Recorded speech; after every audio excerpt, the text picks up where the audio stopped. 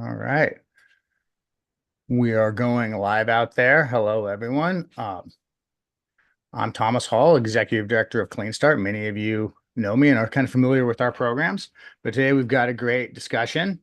And let's get right into it. But first, I want to thank our sponsors who help us and others build clean tech companies in the greater Central Valley region.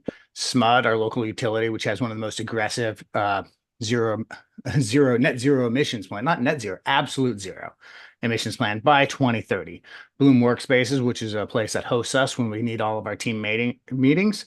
Fresno State, the Wet Center there, which is innovation on water, energy, and technology, focusing on irrigation and agriculture. River City Bank, which, if you're looking at doing a project, they have done lots of renewable energy projects and are very familiar with the financing around them, and our partners up in Northern California at Chico Start. And with that, I would like to welcome our guest today, Evan, CEO and co-founder of OpenRoad. OpenRoad is a charging company, and they have a new kind of spin on it of how they're going to try to get charging or make charging more accessible to more people, which is really important if you know how hard it is to find charging. If you've ever lived in an apartment, say, or lived in a place that might not have a garage that you can charge in. So I'm going to welcome here. I'm going to stop sharing and let him take over to introduce his company. All right. Yeah. Thanks, Thomas. I'm going to try and share here. Give me 1 second. Oh, yeah. Too quick.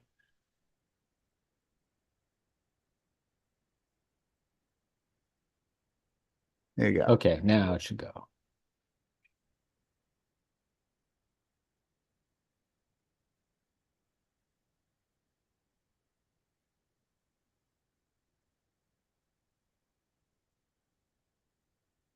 Okay. You can see my screen.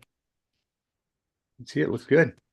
Cool. Okay. Let's go. So I'm a CEO of OpenRoad, and we're sort of a new early stage startup here in California and Michigan. But I'm in California right now, Bay Area.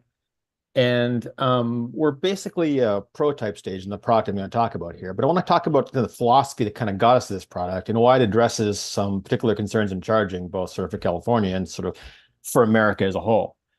So roughly speaking, I want to talk about how we're doing fast EV charging, both at the grid edge and just off the grid entirely. So I'm kind of I say I'm an EV enthusiast. This is pretty new. This is like over the past year. I was sort of not an EV enthusiast until recently, but I've become both an enthusiast and an EV optimist in the sense that I think this is an inevitable technological transition, no matter what the short-term trends are on EV purchasing this year or any kind of political winds or particular opinions about climate or not. I think this is a large-scale industrial technological trend anyway that is sort of a thing we should all kind of think about and deal with and enable, but it's just going to kind of happen at some speed. Whether or not it meets optimistic targets, it's going to meet targets. Overall, I've been doing startups for about 20 plus years, since around 2000, mostly in software in the early stages. But in the last 5 years, I've worked at a couple different light vehicle companies, light EVs, Razor and Acton, and a couple of big companies, Google. But in the last sort of period, I was present all through the kind of micromobility wave, the wave of light electric vehicles suddenly becoming popular in street sharing, the whole phase around like Lime and Bird and so on. And that was another early wave of this technology change I'm talking about, which is that batteries got just good enough to make small vehicles with decent range practical suddenly around 2018. So there's kind of this slow lurking trend in electrification that is a little bit hard to see, but it keeps on marching relentlessly every year. So the first big boom was like scooters everywhere. And then there's economic problems with operating scooters, but that's not a technological problem. And EVs are kind of on the same trend line. They're just slowly getting better and better in a way that's hard to see, but they will disrupt classical cars anyway at some velocity. It's just going to happen, I think. So what we're kind of addressing as we see this trend coming is there's kind of two sets of pain points around EVs. There's the ones around EV ownership and driving right now. Range anxiety or, not enough charging, obviously, or access to charging in decent places at decent speeds. But there's also the demands these things place on the grid. And at the same time, the demands on the grid because we're simultaneously moving to renewables as a power mix. So you get a lot of solar in California, but it's all at once. And EVs tend to charge at certain times of day, all at once. My neighborhood in particular is becoming overloaded because it's full of Teslas. I'm in Cupertino. The local grid is really, really strained here, to the point that PG&E is trying to take houses off the grid with batteries and solar just to alleviate this in the short term. And of course, AI data centers have now come along, and now there's a lot more demand for power suddenly from a whole new thing we didn't see coming. So roughly speaking, the charger market kind of looks like this right now. There's a lot of level two stuff at the low end that we're all familiar with, the wall chargers. There's various home battery products that don't charge cars really. And then over at the upper right hand, there's a lot of high-speed chargers that everyone focuses on building out this nationwide charger network. But it's very expensive and complicated stuff. It's very kind of, high capacity, 20 big chargers in a site. But there's sort of nothing in between, both in the product space and in just the public charging space. There's a big gap in the middle between low-end home, high-end industrial. And like I said, the grid also has this challenge where, and this is kind of an interesting graph, this is from about a year ago, but you can see kind of the power stack of where we get electricity in California. I mean, natural gas is doing a lot of work here to fill in this problem. We're trying to build out batteries and large public installations. That's the blue stuff on this graph. It's expensive though, compared to storing natural gas on site. Putting power in batteries is just costly. So we're trying. So during the day, we store some of the excess solar. During the night, we use it in the evening. But this is one of the bottlenecks of really pushing more renewables in California is we just have to shift things from the afternoon to the evening in a more effective way. So here's what we're building. We're building a hardware software platform that involves using batteries to do high-speed charging, but also using batteries to store power and time shift power. And these problems are kind of interrelated. They're happening at the same time. We're trying to solve both of them in a co-located way. Here's our upcoming design. So this is a modularized design for a couple of reasons. It's easier to install because you break down the weight, easier to transport, but also for a bunch of technical reasons I won't go into. A lot of stuff gets cheaper, safer, easier, and better when you start breaking up the electricity and you don't put too much current or too much voltage in any one place until you get to the car. So for all these reasons, for a whole bunch of sort of engineering stuff we've been doing in the background for a while now, we've come up with this design where we put ultimately a few kilowatt hours in a box that weighs about 50 pounds, and you can stack them up and you can aggregate the power output. And then essentially it's power electronics that then delivers that all at once to the car. So again, why are we putting batteries and chargers together? One thing is we get a couple different interesting form factors here. We can do portable charging, so you can basically make a portable power bank that still charges quickly enough that it's really convenient when you have to pull over and get some power, or if you want to have a bit of a safety measure on your fleet vehicles or your rental cars or whatever. So we can take some of this modular design and put it in a small box, or we can stack up more modules in a big weatherproof box and get the thing on the right, which is typical roadside form factor. So again, our design currently is 6 of these gets you 150 kilowatts, which is, undisputably high-speed charging.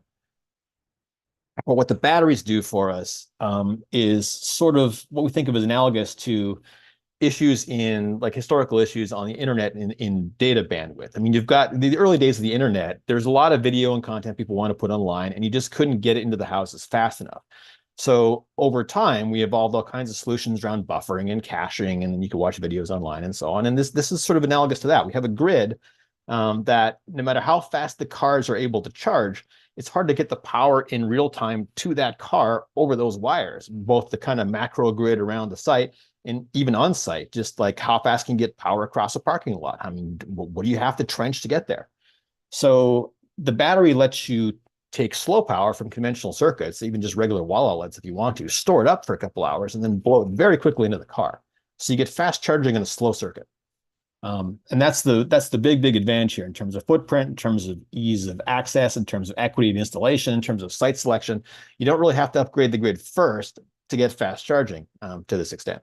So it's buffering, fast output from slow input. It's caching. You can store energy up when either the car's not there yet or the energy is cheaper. And then, finally, time shifting. You can move power from the yellow part of the duck curve to the evening part where there's no solar. And like I said, this would be an example mock-up for highway use. You wouldn't have the modules exposed. You put everything in a nice kind of weatherproof case with a payment interface and so on in the usual manner you expect. And the reason why I keep talking about 150 kilowatts is that this is the federal designation for the low end of fast charging for the nation's charging network. We're still trying to build out, and we're still in the early stages. And this is the program that has several $billion available. And as people say, it's only built like 7 chargers. It's actually a bigger number than that. It's like 35 or something. But we're obviously not very far along towards the 5,000 charger goal on this highway network we're trying to get to. And to be fair, it's hard. I mean, once you kind of get out of the big cities, it's hard to get real-time, high-speed power bandwidth into the dotted lines on this map. So we think some kind of battery-based caching buffering solution is critical to just making this work. And so there's a lot of green field here if you can elegantly put these things into a product. And we're, again, going for pretty low footprint. I mean, you should be able to drop these things into gas stations or small retail locations, just wherever you've got consumer-grade power, you could put this thing in place. Now, if you're going to put a bunch of batteries on the internet, you should also do virtual power plant stuff, which is the other half of the demand thing here, the other half of the problem space. You can use these batteries to, again, take up power when it's cheap or when it's plentiful or when solar is being just discarded or curtailed. And you can also use them to give power back to the grid. And you can aggregate these things into the equivalent of the thing on the left, the virtual power plant stuff people here are probably familiar with. So we joined the OpenADR Alliance. We'll comply with those new APIs and so on. So we're going to interconnect to both standard charger management endpoints, OCPP stuff, and standard distributed energy endpoints, OpenADR stuff. So we're doing both things in one place. And to the extent that you want both of those, and it turns out a lot of customers do, we're kind of the chocolate and peanut butter solution to kind of satisfy two things at once. So our target markets kind of look like this. I mean, we'll start with the portable form factor to EV fleet operators because, I mean, honestly, it's the easiest sale. We're getting LOIs now for this. I mean, that's just, you make that, people will buy that. And as light electric vehicle company people, we're kind of experienced selling to fleet operators anyway. But after that, we want to go into the commercial charging market and start getting these 150-watt things placed out there, just because in the short term of the next couple of years, there's a lot of subsidy available to get this thing kind of kickstarted. It's not forever. So we think cost is actually going to matter at some point. So we want to build a kind of a cheap, accessible product so that it can survive without subsidies. But obviously, in the short term, there's a lot of subsidy. And then finally, there's kind of this interesting market where power utilities, and PG&E is doing this here, is starting to co-locate home batteries behind the meter with solar. And this would work well for that as well.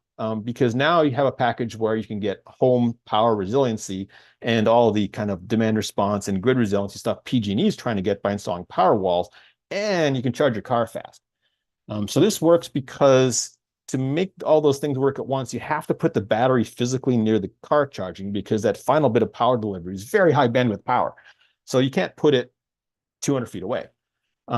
So again, this only works if you build a battery-based charger that's very, very low footprint and can kind of go anywhere. And then you get all the advantages in one place and you can put the batteries near the car. So this is good for locations anywhere at the grid edge, either in underserved urban locations, really dense locations, multi-unit buildings that just can't bring a ton of power, but also the whole rural landscape of places where the grid's just not going to be high bandwidth anytime soon because we can't build a whole new grid very, very quickly. So we're an American product. Our engineering is American. Software stuff's predominantly here in California. Hardware stuff predominantly in Michigan. Working with the university out there. There's a lot of kind of good automotive adjacent engineering to be had, obviously, in Michigan. So this two-state solution kind of makes a lot of sense for us. And we are trying to avoid any kind of critical China dependency in our parts. I mean, obviously, everything has something from China, but it's important for a lot of these markets, both for federal, national interest subsidy reasons, or perhaps national security reasons, to avoid having critical communications parts from China and so on. So this should be as made in America as it needs to be for any particular application, to the greatest extent possible. And here's where we're at. So the thing on the left is a prototype we're really close to finishing right now. This is the suitcase charger. It's a 50 kilowatt charger you can move around. And it's a biggish suitcase and it's heavy, but it's very, very portable compared to anything else that's ever been done.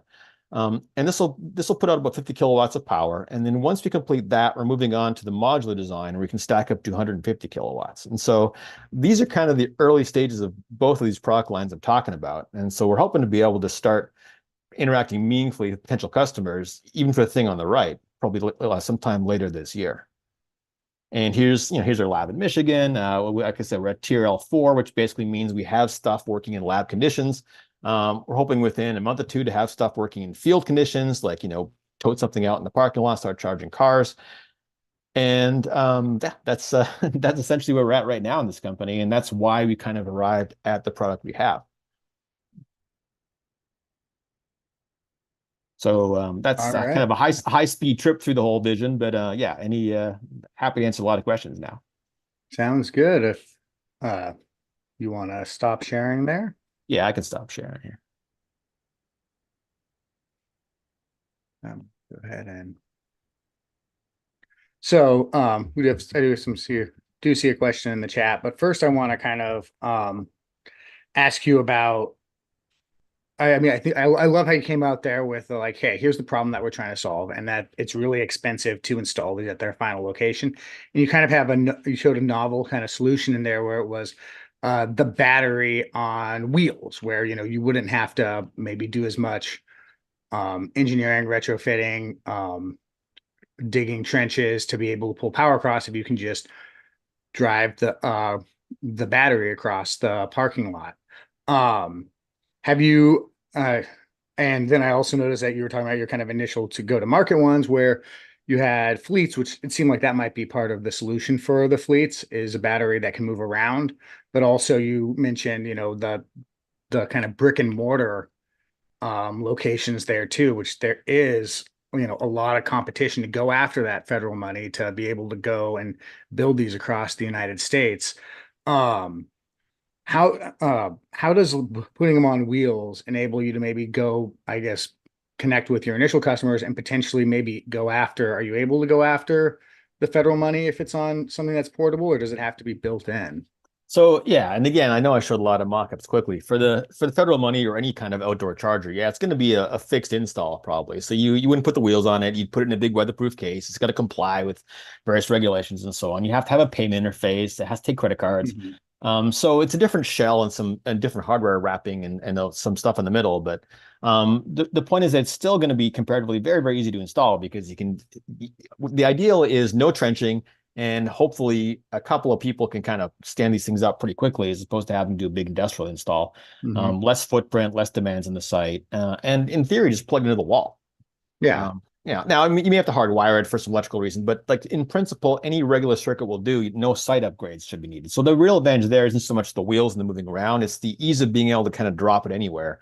Um, So if you know, you're a fleet operator and you're going to have one of the ones that moves around, um, I'm assuming you're charging it probably at 240, not at 110 at a faster charger. And then yeah. I mean, you could do 110; it would charge yeah. overnight. But Well, yeah, I mean, how big ideally are 240. Yeah. how big are the batteries that you're putting in there? How big could they get to? What's the range? So the current sort of model, the stack of six is 20 kilowatt hours, which is kind of like a third of the range of your car that you're going to typically use between 20 and 80 and so on. So Mhm. it's not charging the whole car. I mean, we can extend this product as far as we want to. I mean, we could add more and more batteries, we could go faster, we could have more capacity, but we think there's currently a sweet spot at the low end that's just kind of going unserved. And so we're starting with that. So yeah, the answer is 20 Mhm. kilowatt hours.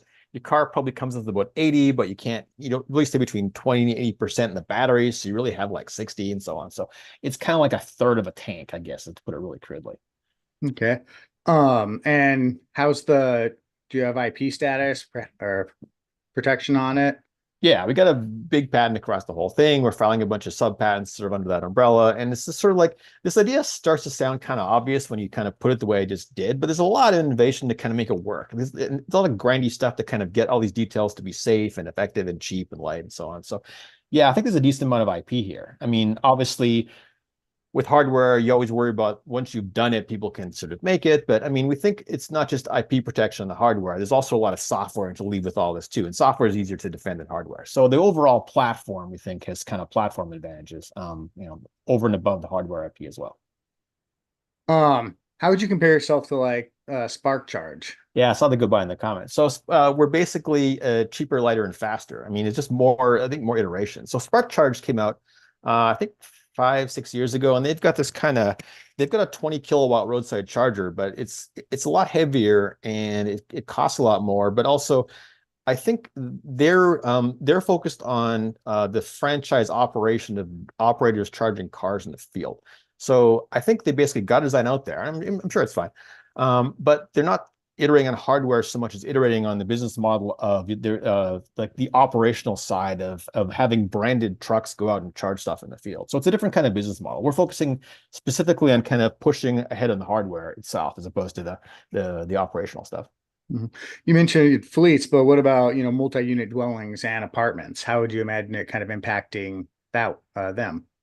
So again, we're trying to avoid trenching. We're trying to avoid site upgrades. Hmm. And the one place you have to go at that point is maybe during the day, during peak hours, there's just not enough power to charge a lot of cars. But at night, people are sleeping. So the whole philosophy of this product is take unused bandwidth and power at different times of the day or whatever, and just shift it.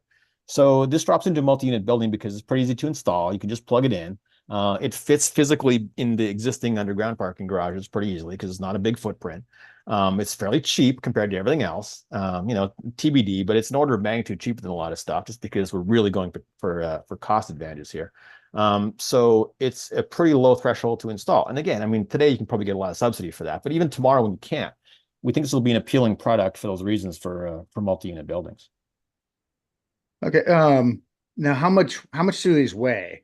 I kind of imagine, you put them on wheels and they might be I realize that the mock-up there probably wasn't the finished design on the wheels for it, but is it powered like can drive around? I know there was a company, Freewire, Mhm. that when they had these giant, battery packs that were remote control that you had that had powered wheels on them. Are you imagining people push this around or are they powered? It should be like when I say portable, I mean that in a few different ways, but rollable easily is one sense of portable. And yeah, it shouldn't weigh that much. So the target goal and the reason why we got that modular structure is trying to keep each piece around 50 pounds or less. Just because it's kind of a general OSHA guideline that's Mhm. about 50-pound objects. And so if you stack up six and put some electronics on top, yeah, I mean, off the cuff, it's like 340 pounds. So it's not awful. And it's relatively easy to put up and take down again. And we want to have the portable one to be liftable by one person. I mean, batteries are kind of heavy.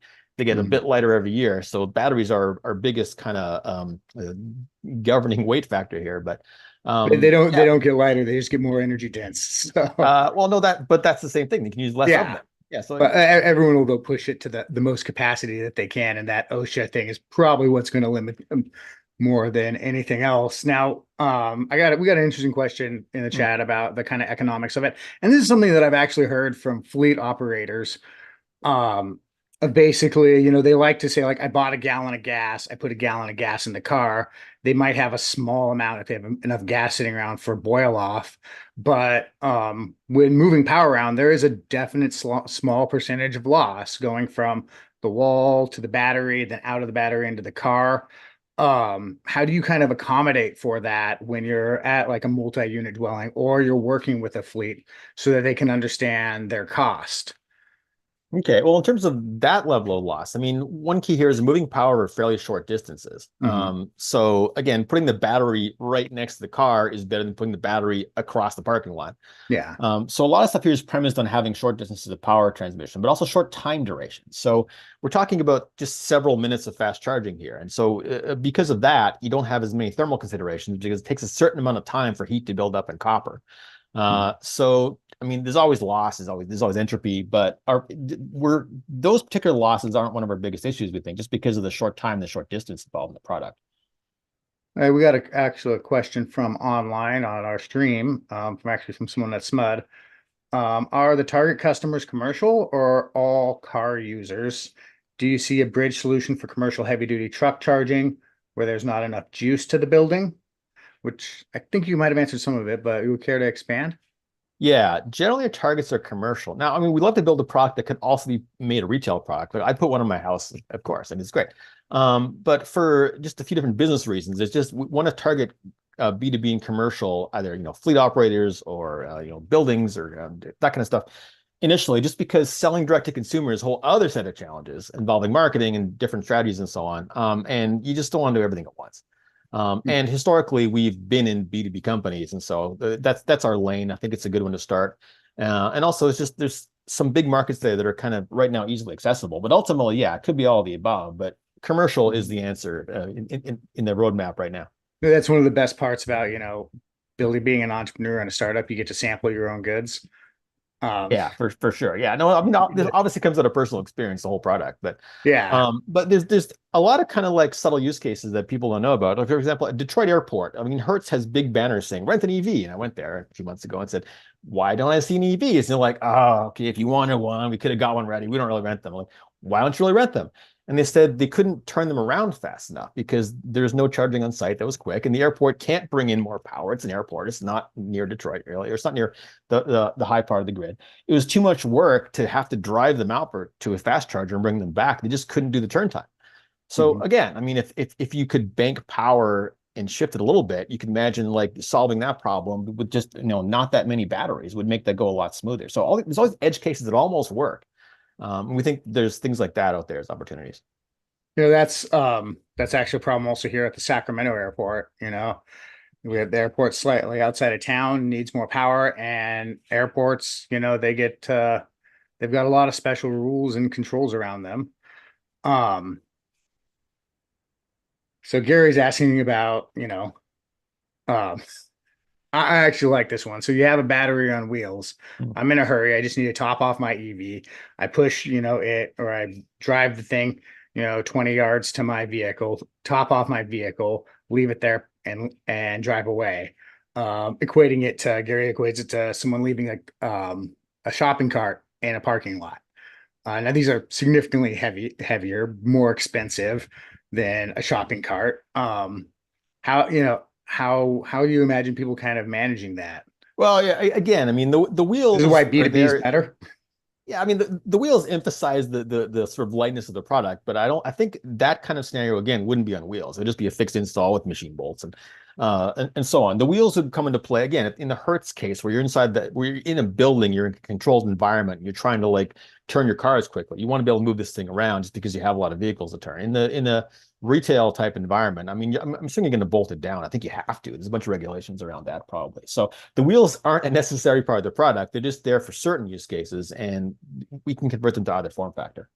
So now I want to talk about you being, a startup here in California in the energy transition. What are some resources that you've kind of discovered or been able to leverage in California as a startup in the energy transition? I know you applied for CalSeed. Mhm. I mean, Um, I think there's a lot of good stuff we're trying to tap into around Sacramento in particular. I know there's a lot of industrial development kind of going in over there. It's going to be like I feel like it's going to be kind of the hardware startup-y nexus of California, whereas the Bay Area is a software startup nexus.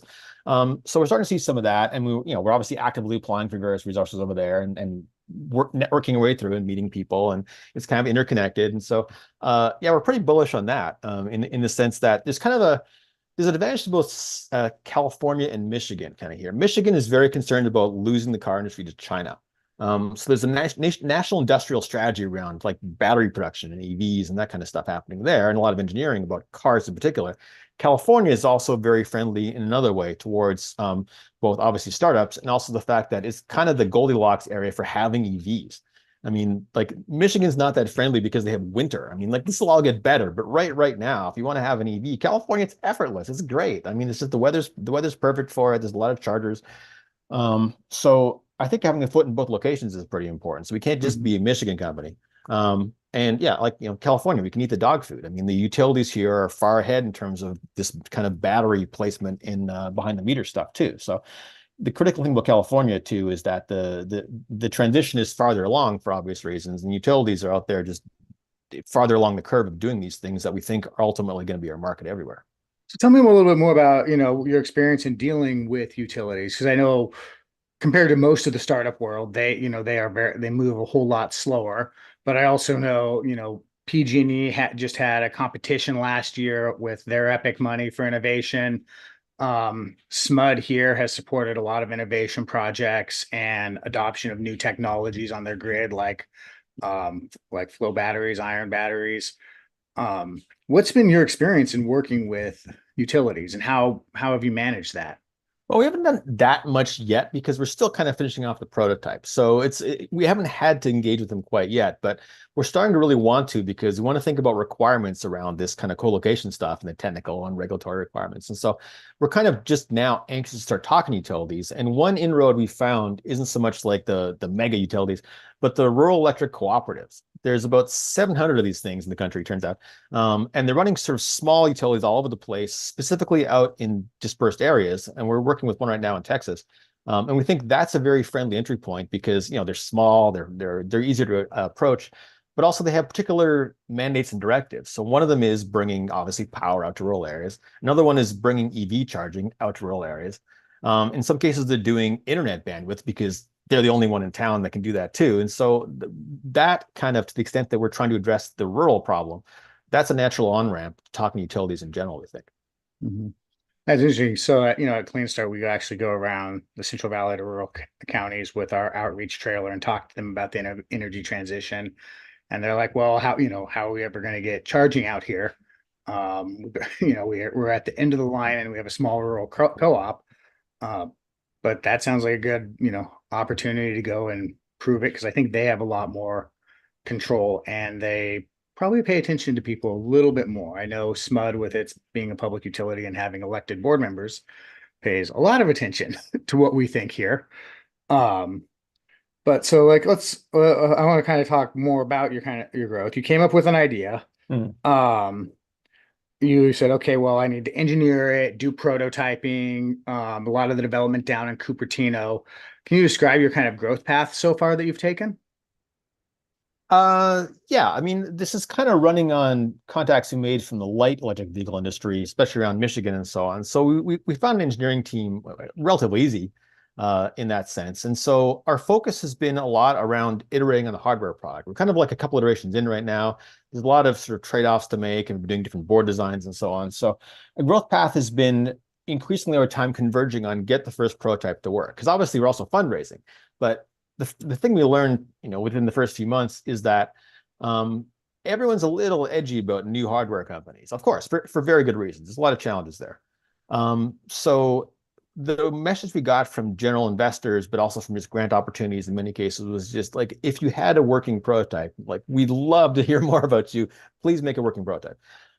So for that reason, for the past several months, we've been focused on just getting that first one done, getting the suitcase supercharger, as you loosely call it, to charge a car in public, would be a really good milestone. So that's right now we're driving towards that goal more than anything else.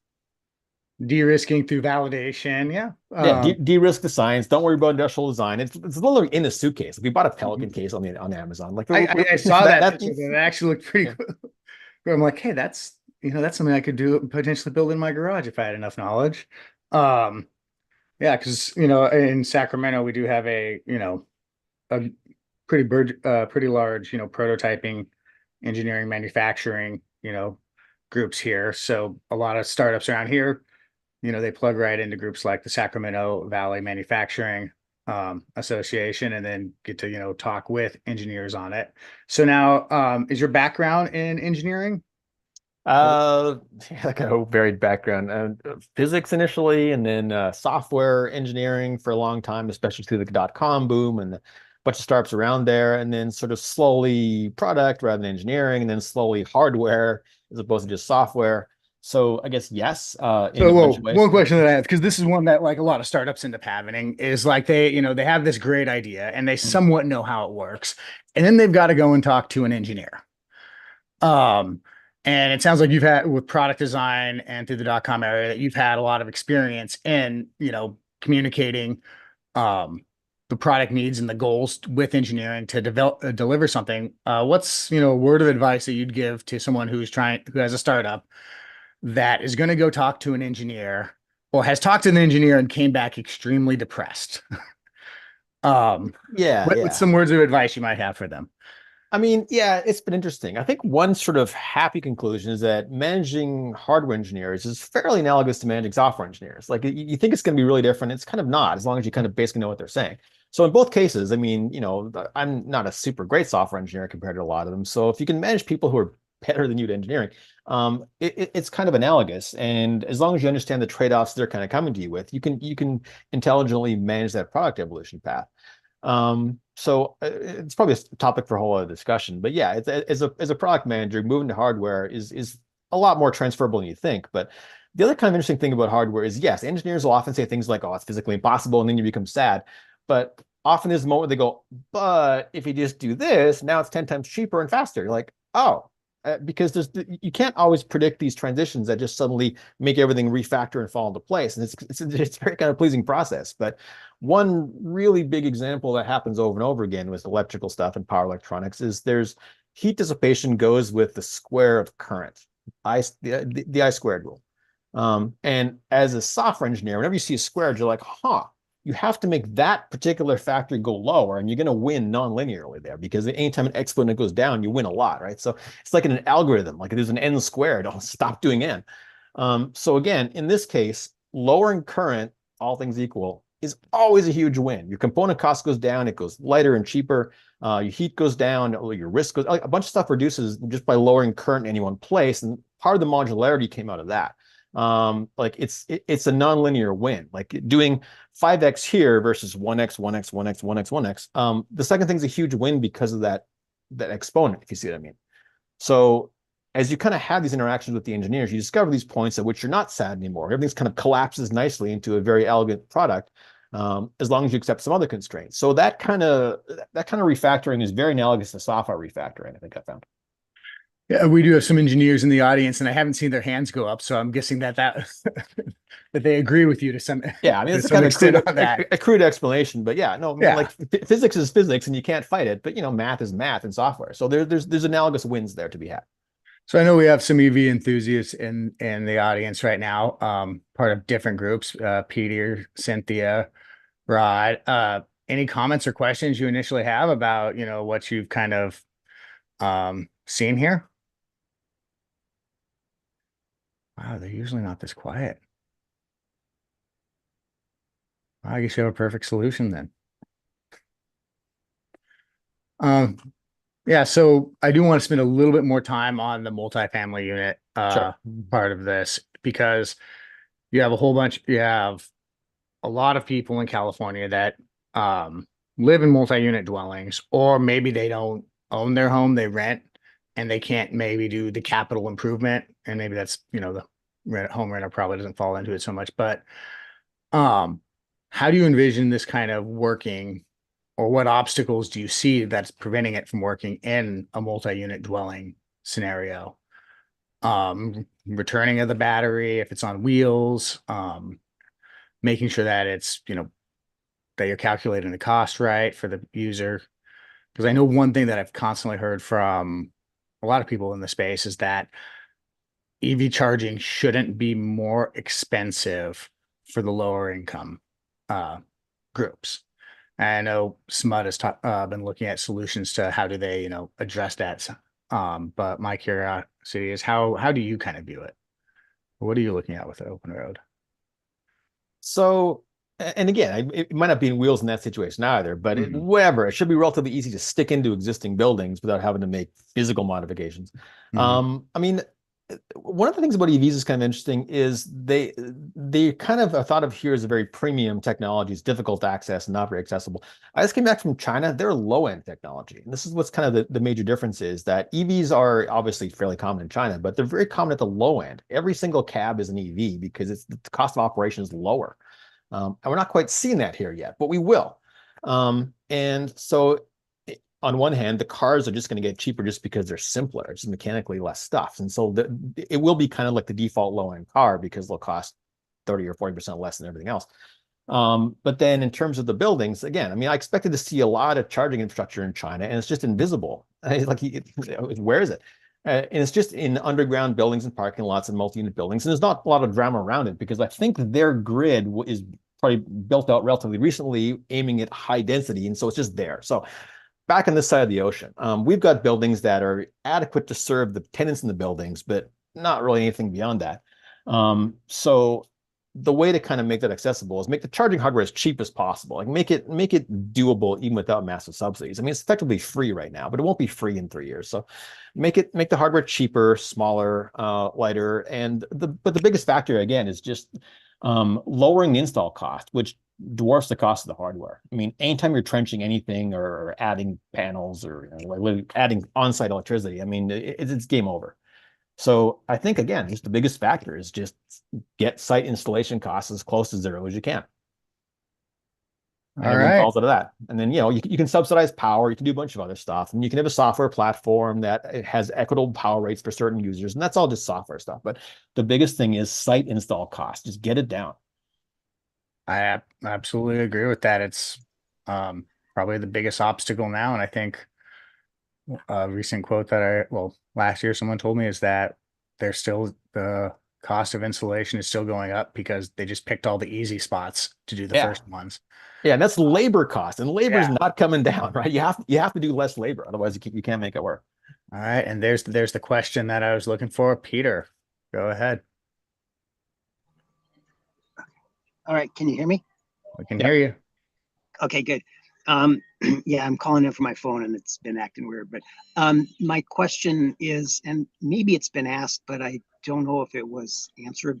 Um, so Thomas has been talking about, how do you lower the cost for the users? But I guess my main concern is that, if you're trying to make everything equitable for people who live in multi-unit dwellings or don't have a garage or a place to charge at home, um, you can lower the cost of the install. You can put those chargers in multi-unit dwellings, but typically if it's not tied to their own unit and their own meter, then they're paying an incredible surcharge, usually like 100% over the base utility rate for electricity, just for all the management fees and everything else. So do you have any thoughts on that? How you could, with your technology or your solution, lower those costs to the user? Yeah. So apart from just lowering the install cost, which obviously gets amortized into rent at some point, um, so power cost, obviously, as you know, is highly variable, especially throughout the daily cycle. So just being able to bank cheap power and use it later in itself would just cut power costs hopefully about in half from what they would have been if you couldn't bank it in the middle. So the buffering and the caching is kind of important there. And then apart from that, if you want to go into new kind of clever subsidy models, whatever, because there's a software platform and a payment interface and a bunch of stuff in the middle between the the charger and the car and the user. You could just imagine buildings that just had sort of payment policies. Like if you're in a low income category, it's just cheaper, or it's cheaper because you live in the building or you live in this neighborhood versus somebody coming in from outside if it's publicly accessible or whatever. So you could do a lot because there's a software interface to sort of model cheaper pricing into the system, even if it's cross subsidized. But the main thing is probably just like power just is cheaper at certain times of the day, and the more you can grab that cheap power at night, the more you can make the power cheaper at the other end.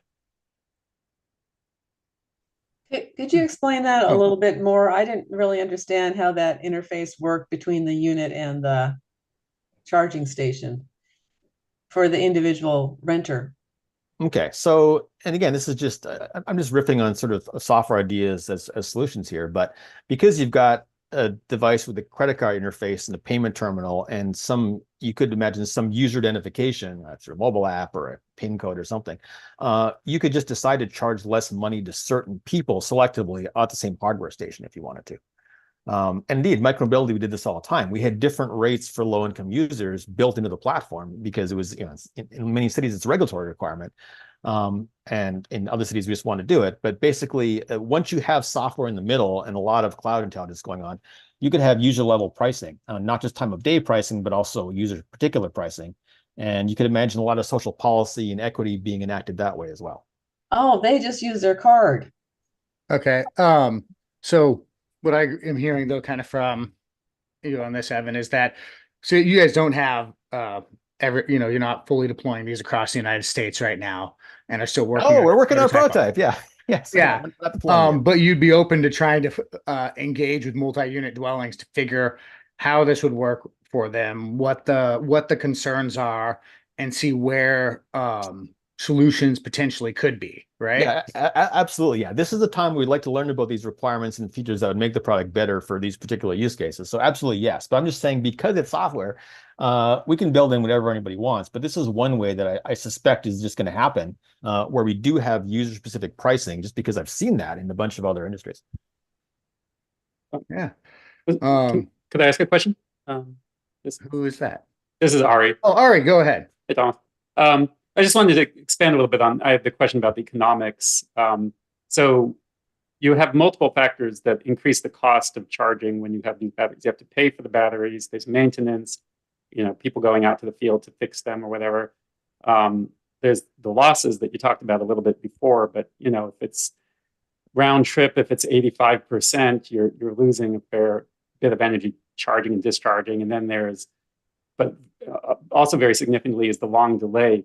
So if you have a fast charger, that you could theoretically just fill it up constantly. Somebody could plug in continuously. I don't know what the actual utilization rate, for instance, of a Tesla fast charger or some other fast charger is. But with a battery, you're limited in how frequently you can charge it. And then that introduces the timing of when it charges. Like if you're only going to do one charge cycle in the morning, say, you could charge that at night.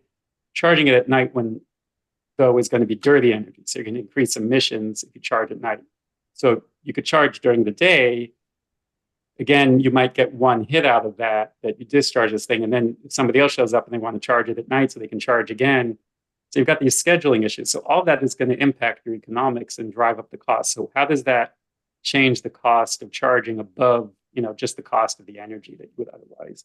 Yeah. These are really good sort of second order questions here. So there's two aspects here. So the first thing is, what about the charge cycles? What about the timing? So an important aspect of this product I kind of really didn't get into is we can always pass through whatever the circuit is doing. So if there's a level 2 circuit doing input to the battery and the battery goes to like 0, we can still do level 2 charging at all times. Or we can do a mix where it's doing sort of level 2.5 all the time. So you could imagine getting 10 kilowatts out of the wall, topping it up by 20 kilowatts out of the battery, and then deploying the battery more slowly over a wider range of customers and getting 30 kilowatts, which is still pretty good. I mean, it's way better than level 2 for a longer period of time. So that kind of power mixing aspect here is important. And again, it might not be on wheels. It's probably going to be plugged in all the time. So you can always kind of have this baseline power source that would be there anyway. So you can think of it as like the world's best level 2 charger because it goes level 3 a lot or level 2.5. And sorry, what was the second part of the question? Kind of economic. So generally on the economics. So there was some on the cleanliness of the energy going into it that you addressed partially for the mixing, but you've got a cost of running this, paying for that battery, the capital cost of the battery, and then just all the O&M that goes into and replacing the battery after a few years. So all this stuff. That's additional to just having a plug in the wall. Yeah, the battery adds capital costs. So of course, I mean, good point. So again, the sweet spot's going to be you also want the battery anyway. So the extent that you want to put batteries all over the grid for resiliency reasons and you want to get fast charging, like it's having both at once will be advantageous. But yes, I mean, ideally you get some value out of the battery itself anyway, even when nobody's charging. Like you get to back up the building, you get to store solar energy. I mean, and again, the reason why I'm kind of bullish on this use case is that PG&E in Sunnyvale and Cupertino is paying to co-locate power walls in customers' houses with solar, and they're just capitalizing the whole thing through Sunrun because it's advantageous enough in itself without charging cars just to have that stuff in place because it alleviates some other issues about building the grid out faster. So our hypothesis is that there's enough of a win here when the Venn diagram overlaps of connected batteries and charging that there's a product space right there that no one's in right now. But yes, to the extent that you're capitalizing batteries, you want to get other value out of the batteries as well. And we hope to do that. Thank you. Well, I think we covered a whole lot on this, and from everything from the charging, the future opportunities for you, and also, some advice for entrepreneurs in the region. Well, I hope to see you bring your solution to SAC and, maybe see some open road charging things here in the future. Yeah, California Mobility Center, I'd love to demo in there and so on. So yeah, absolutely. Any last words before we close it out? Oh, there's a question now. Where's PG&E building power walls in apartments? In my house, apparently, in about a month. What I was told by Sunrun, who's kind of doing the operational side of this, is they're going after parts of the grid where, ironically, there's a lot of EV penetration because it's putting a lot of local load on stuff. So, in this part of Cupertino, we used to never have blackouts, but when they started slicing the grid smaller to sort of detune it around various fire hazards, we started having a lot of blackouts last year. And the problem is apparently just a lot of EVs on this street. It's like 1/3 Tesla when you kind of look down the street. Like Apple's just over there, they all charge at work, they come home. So the answer seems to be that they're going after places where the load is hyper locally very high, and trying to get individual houses essentially 100% just off grid. So currently it seems to be at least Cupertino and Sunnyvale. I'm sure a bunch of other places as well, but that's where I know it's happening because they're doing it here. All right. So then any last words For me? for you? Yeah, Yeah. no, I mean, like I said, I think I feel like I mean, and that particular detail is kind of interesting because we had this prediction in our investor deck that utilities might want to put batteries in places, and then one day Sunrun just comes to the house and offers to put batteries in the house. I'm like, really? Please come in. I'd love to hear more about this.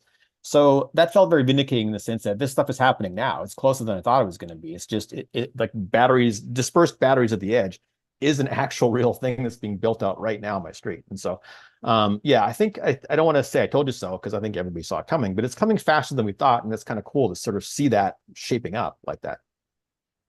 And it sounds like some good competition for SMUD as best utility. All right.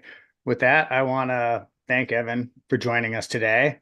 I also want to thank our supporters, SMUD, Bloom, Fresno State, River City Bank, and Chico Start. Along with those of you that have contributed and donated to Clean Start, you validate what we do here. And I want to encourage the rest of you to join our next webinar, which is on vehicle to grid with Casey Mars and Vanessa Fior. It's on September 5th. They have a lot of experience doing vehicle to grid projects across the country, here in California and in Canada. And then we have a future discussion on a circular economy on September 26th. That's an in-person event here. And earlier that day, we're going to be talking with Wind Harvest Energy about their vertical access turbines that they are building here and have fundraised for. Thank you for attending. You can follow us on Instagram, Facebook, LinkedIn, Empower Innovation Network. This is live on YouTube, and check us out on our website. Thank you very much, and have a good day. Yeah, thanks, Thomas. Thank you.